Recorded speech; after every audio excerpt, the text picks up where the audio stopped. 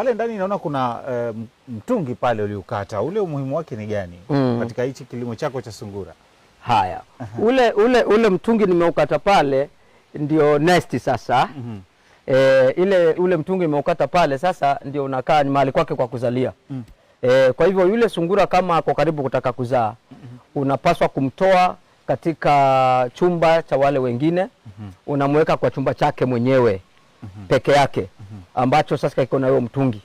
Necha yao sungura wanataka kuchimba mashimo ndio wazae.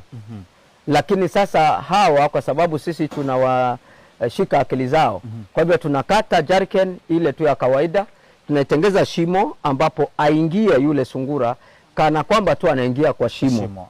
Akiingia pale atakuwa anajisikia ako vizuri, atatengeneza pale.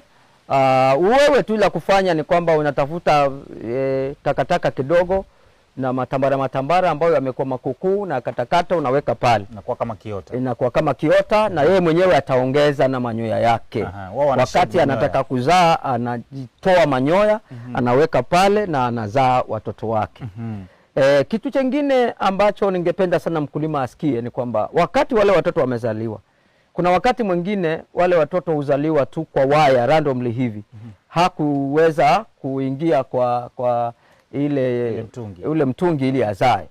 Sasa hapa ni wale watoto usiwashike na mikono. Wale sungura wako sensitive sana.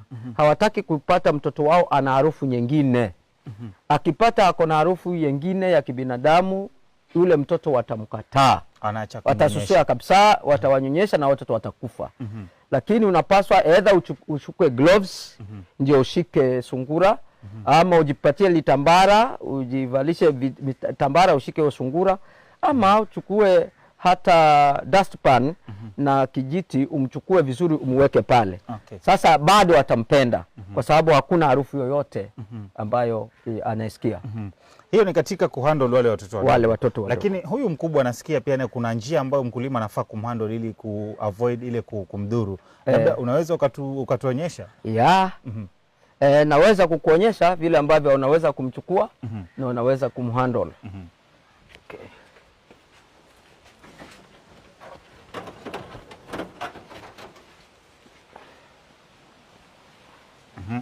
Sasa huyu sungura ako mjamzito huyu. Huyu ni mjamzito. Unaona tumbo yake. Ukimshika hivi imeshaanza kutoka huku na huku. Ni mjamzito. Sasa sungura unamshika hapa nyuma kwa mgongo hivi. Sasa ukimshika hivi sungura, sasa wewe unaenda naye mahali kokote kule. Lakini